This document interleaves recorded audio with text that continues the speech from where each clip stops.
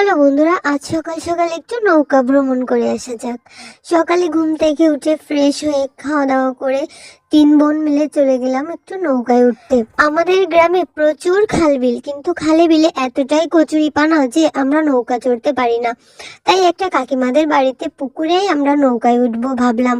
সকালে ঘুম থেকে উঠে সবাই নৌকায় ওঠার জন্য প্রস্তুত। বন্ধুরা, তোমরা কি কখনো এমন নৌকা দেখেছো? আমি তো আগে কখনো দেখিনি, তবে এবছর দেখছি প্রতিটা পুকুরেই প্রায় মানুষ এরকম নৌকা বানিয়েছে। এটা হলো ড্রাম দিয়ে কেটে বানানো। ফার্স্টে তো নৌকাটায় উঠতে আমার খুবই ভয় লাগছিল, কারণ নৌকাটা অনেক দুলছিল। তারপরেও ভয়ে ভয়ে নৌকাতে উঠলাম, উঠে তো খুবই মজা লাগছিল। খুব মজা করে নৌকা ভ্রমণ করলাম, নৌকায় চড়লাম, অনেক সুন্দর লাগছিল। নৌকাটা তো বাইতেই পারছিলাম না, শুধুই ঘুরতে। তোমাদের সাথে এরপরে একদিন আমি আমাদের খালে নৌকা চালানো দেখাবো।